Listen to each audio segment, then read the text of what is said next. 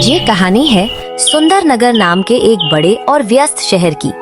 सुंदरनगर शहर अपनी चमक धमक और लजीज खाने के लिए दूर दूर तक मशहूर था। शहर के बीचों बीच एक बहुत बड़ा और पुराना बाजार था। इस बाजार में वैसे तो सैकड़ों दुकानें थी, लेकिन चर्चा सिर्फ दो दुकानों की होती थी। एक थी शहर की सबसे बड़ी और आलीशान दुकान, जिसका नाम था गिरधारी की शाही बिरयानी, और ठीक उसके सामने सड़क के उस पार एक छोटा सा पुराना सा ठेला लगता था, जिसका नाम था राजू की असली बिरयानी। एक तरफ अमीरी और दिखावा था, तो दूसरी तरफ गरीबी और सादगी। दोपहर का समय था। गिरधारी अपनी गद्दी पर बैठा नोट गिन रहा था। उसकी दुकान पर ग्राहकों की भीड़ लगी थी। गिरधारी का ध्यान खाने की गुणवत्ता पर नहीं, बल्कि गल्ले में आ रहे पैसों पर था।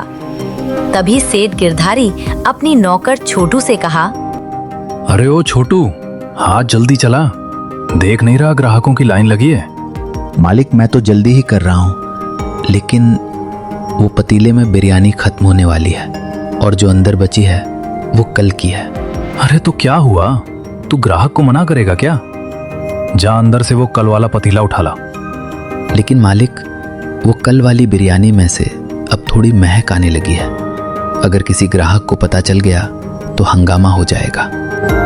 छोटू की ये बात सुन के सेठ गुस्सा हो जाता है। चुप कर बेवकूफ, तू मुझे सिखाएगा कि धंधा कैसे करते हैं? तुझे मैंने नौकरी पर रखा है, सलाह देने के लिए नहीं। जा जल्दी लेकर आ। गिरधारी जानता था कि बासी खाने को ताजा कैसे दिखाना है। वो अपनी दुकान के पिछले हिस्से में गया, जहां कोई ग्राहक नहीं देख सकता था। वहां उसने अपनी जेब से एक छोटी सी शीशी निकाली और हंसते हुए बोली, ये दुनिया भी कितनी पागल है।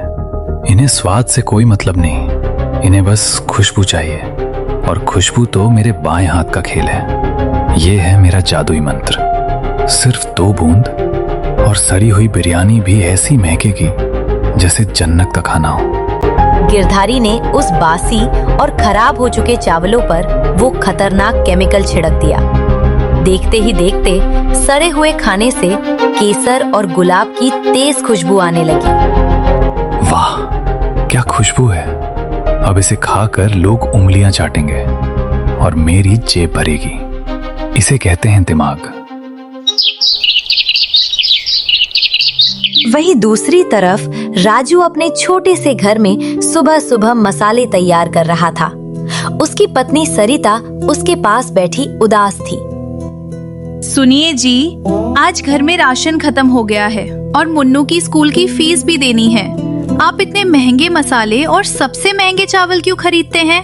हम थोड़ा सस्ता सामान भी तो इस्तेमाल कर सकते हैं ना? सरिता, मैं तुम्हारी परेशानी समझता हूँ, लेकिन मेरे बाबूजी हमेशा कहते थे कि खाना सिर्फ पेट भरने के लिए नहीं होता, वो आत्मा की तृप्ति के लिए होता है। अगर मैं चंद पैसों के लिए लोगों को मिलावटी खाना खिलाऊंगा तो ऊपर वाले को क्या मुंह दिखाऊंगा? मैं जानती हूँ आप ईमानदार हैं, लेकिन उस गिरधारी को देखिए, वो लोगों को कुछ भी खिलाता है और महलों में रहता है, और हम दाने दाने को मोहताज हैं। धीरज रखो सरिता, बेईमानी की कमाई बहुत जल्दी आती है, लेकिन टिकती नहीं। ईमानदारी का फल मीठा होता है, देर से ही सही पर मिलेगा जरूर। बाजार खुल चुका था। गिरधारी की दुकान से केमिकल वाली तेज खुशबू उड़कर सड़क पर आ रही थी। लोग उस खुशबू के पीछे चुंबक की तरह खिंचे चले जा रहे थे। भाई साहब, क्या खुशबू आ रही है गिरधारी सेठ की दुकान से। ऐसा लगता है आज तो शाही दावत होगी। हाँ यार, खुशबू तो गजब है। वो सामने वाला राजू तो सिर्फ 50 रुपए की प्लेट देता है, लेकिन उसमें वो मजा नहीं आता जो गिरधारी की 100 रुपए वाली प्लेट में है। चलो वहीं चलते हैं। इतना कह के वो दोनों गिरधारी की दुकान की ओर चले जाते हैं। यहाँ राजू अपने ठेले पर ताजी बिरयानी सजाए बैठा था। उसने असली केसर और घी डाला था, लेकिन उसकी हल्की और प्राकृतिक महक गिरधारी के केमिकल की तेज महक के आगे दब गई थी। राजू की आंखों में मायूसी थी। शाम के वक्त गिरधारी अपनी दुकान से बाहर निकला। उसने देखा कि राजू का पतीला अभी भी भरा हुआ है और कोई ग्राहक नहीं है। गिरधारी जोर से हंसते हुए बोला, क्यों राजू भाई, क्या हुआ? आज भी मक्खियां ही मार रहे हो क्या? अरे भाई, अगर बिरयानी नहीं बिक रही तो मेरे यहाँ बर्तन धोने की नौकरी कर लो। कम से कम शाम को 2 वक्त की रोटी तो मिल जाएगी। गिरधारी की बात सुनकर वहाँ खड़े कुछ लोग हंसने लगे। राजू का दिल दुखा, पर उसने मुस्कुराकर जवाब दिया, सेठ जी, वक्त वक्त की बात है। मैं कम कमाता हूँ पर रात को चैन की नींद सोता हूँ। मुझे डर नहीं लगता कि कोई मेरी मिलावट पकड़ लेगा। ए जा जा, बड़ी बड़ी बातें और वड़ा पाव खाते। ये कलयुग है, कलयुग। यहाँ सच्चाई नहीं, दिखावा बिकता है। मेरी दुकान देख, इसे कहते हैं कामयाबी। तभी गिरधारी की दुकान पर एक ग्राहक ने पेट पकड़ लिया। वो दर्द से कराहने लगा। अरे भाई, ये बिरयानी में कुछ गड़बड़ है क्या? जैसे ही खाया मेरे पेट में मरोड़ उठ रही है और इसका स्वाद भी कुछ अजीब सा खट्टा लग रहा है। गिरधारी तुरंत घबराया, लेकिन उसने अपनी चालाकी दिखाई। वो दौड़कर ग्राहक के पास गया। अरे बाबूजी, आप कैसी बातें कर रहे हैं? मेरी बिरयानी तो पूरे शहर में नंबर 1 है। लगता है आप पहले से ही बीमार होंगे या धूप की वजह से चक्कर आ गया होगा। छोटू, जल्दी से साहब के लिए एक ठंडी बोतल ला, फ्री में। नहीं भाई, मुझे नहीं चाहिए। मुझे डॉक्टर के पास जाना पड़ेगा। उफ, बहुत दर्द हो रहा है। ग्राहक वहां से चला गया। गिरधारी ने राहत की सांस ली। बच गया। अगर ये ज्यादा शोर मचाता तो बाकी ग्राहक भाग जाते। ये सब तमाशा दूर खड़ा राजू देख रहा था। उसे शक तो था, लेकिन कोई सबूत नहीं था। उधर शहर के बड़े सरकारी दफ्तर में फूड इंस्पेक्टर विक्रम अपनी फाइलों में उलझा हुआ था।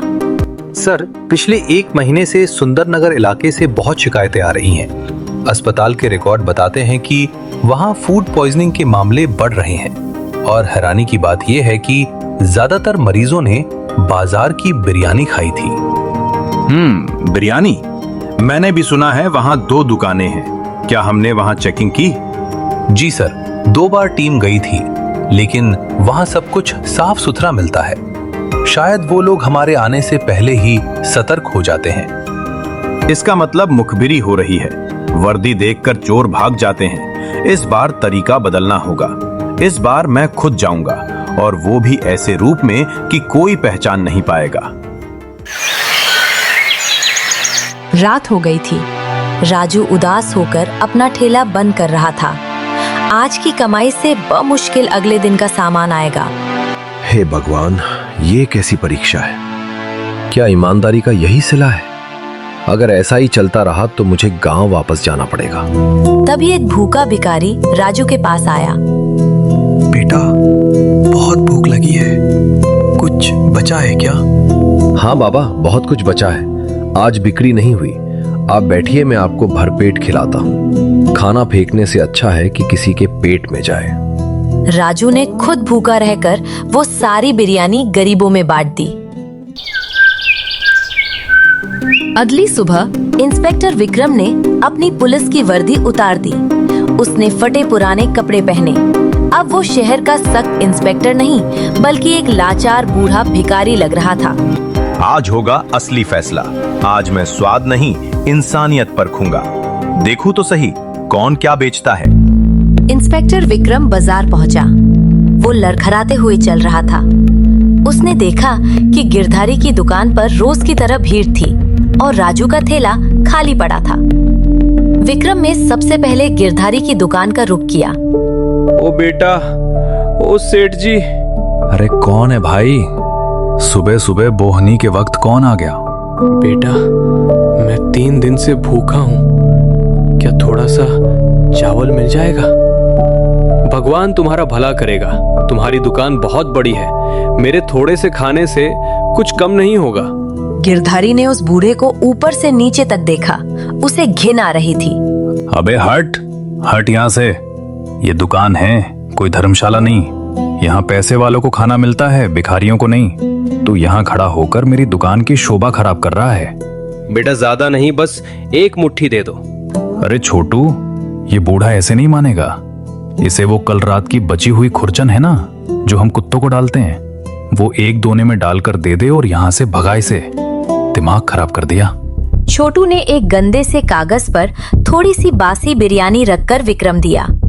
विक्रम ने उसे हाथ में लिया। उसमें से सरांद आ रही थी, जिसे मसालों से छिपाने की कोशिश की गई थी। विक्रम मन ही मन बोला, उफ, ये तो चावल पूरी तरह सड़ चुके हैं और इसमें सिंथेटिक एसेंस मिलाया गया है। ये आदमी पैसे के लिए लोगों की जान ले रहा है। तभी इंस्पेक्टर विक्रम गिरधारी से पूछा, बेटा इसका स्वाद तो बहुत कड़वा है, ये तो खराब लग रहा है। मुफ्त की रोटियां तोड़ रहा है और ऊपर से नुक्स निकाल रहा है। चुपचाप खा और निकल, वरना डंडे मारकर भगाऊंगा। अपमान का घूंट पीकर विक्रम वहां से उठा। उसने वो खाना चुपके से अपनी झोली में रख लिया, सबूत के तौर पर। फिर वो लड़खड़ाता हुआ सड़क पार राजू के ठेले पर पहुंचा। बेटा, क्या गरीब को पानी मिलेगा? बहुत प्यास लगी है। अरे बाबा, आप यहाँ धूप में क्यों खड़े हैं? आइए, यहाँ छाया में स्टूल पर बैठिए। पानी नहीं, मैं आपको शरबत पिलाता हूँ। आप बहुत थके हुए लग रहे हैं। राजू ने बड़े प्यार से उस बूढ़े आदमी को बैठाया और उसे ठंडा पानी और गुड़ दिया। जुग जुग जियो बेटा, तुम बहुत भले आदमी लगते हो। सामने वाले सेठ ने तो मुझे धक्के मारकर भगा दिया। अरे बाबा, वो बड़े लोग हैं, उनका बड़ा कारोबार है, मैं तो छोटा आदमी हूँ। आप भूखे लग रहे हैं, क्या मैं आपके लिए खाना लगा दूं? लेकिन बेटा, मेरे पास तो एक फूटी कौड़ी भी नहीं है, मैं तुम्हें पैसे नहीं दे पाऊंगा। राजू मुस्कुराते हुए बोला, पैसे कौन मांग रहा है बाबा? मेरे पिताजी कहते थे कि भूखे को खाना खिलाना सबसे बड़ी पूजा है। आज मेरी दुकान पर ग्राहक नहीं आए तो क्या हुआ? आज आप मेरे खास मेहमान हैं। राजू एक साफ प्लेट में गर्मा गर्म बिरयानी ली और पूरे आदर के साथ विक्रम के हाथों में दे दी। लीजिए बाबा, आराम से खाइए और चाहिए तो मांग लेना। विक्रम ने पहला निवाला मुंह में डाला। चावल का एक एक दाना खिला हुआ था। मसालों का स्वाद एकदम शुद्ध और घर जैसा था। उसमें कोई बनावटी खुशबू नहीं थी, बस प्यार और ईमानदारी की महक थी। बेटा, ऐसा खाना तो मैंने बरसों से नहीं खाया।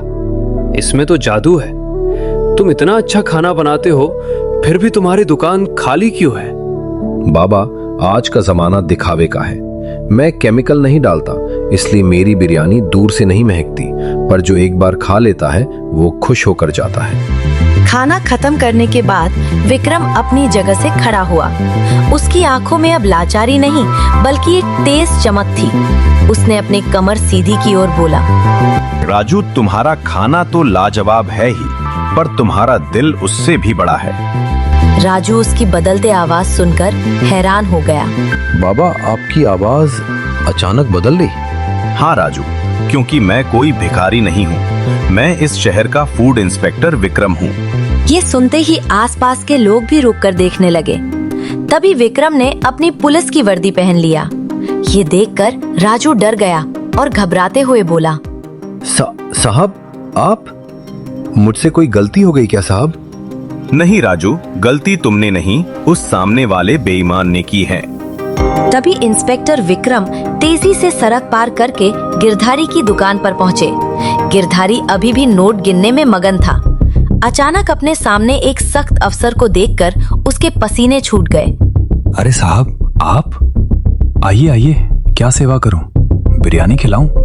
तेरी जहरीली बिरयानी मैंने चख ली गिरधारी, जिसे तूने अभी बासी और सड़ा हुआ कहकर एक बूढ़े को दिया था। वो बूढ़ा मैं ही था। क्या? वो आप थे? सर, मुझसे गलती हो गई। सर, माफ कर दो, मैं तो बस। चुप रह। तूने सिर्फ कानून नहीं तोड़ा, तूने लोगों का सेहत के साथ खिलवाड़ किया है। तेरी दुकान के पीछे वो केमिकल की बोतलें मैंने अपनी आंखों से देखी हैं। तभी कोने में छिपी पुलिस की टीम आ जाती है। पुलिस वालों ने तुरंत गिरधारी को पकड़ लिया। पूरे बाजार में सन्नाटा छा गया। पुलिस ने गिरधारी की दुकान से वो सारे केमिकल और सड़े हुए चावल बरामद कर लिए और बोला, इस दुकान को अभी सील कर दिया जाए और इस मिलावटखोर को थाने ले जाओ। इसे अब जेल की हवा और जेल का ही खाना मिलेगा। सेठ गिरधारी गिड़गिड़ाते हुए बोला, इंस्पेक्टर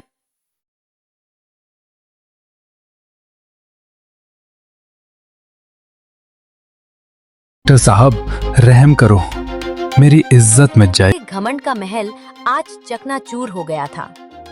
भीड़ अब राजू के ठेले के पास जमा हो गई थी।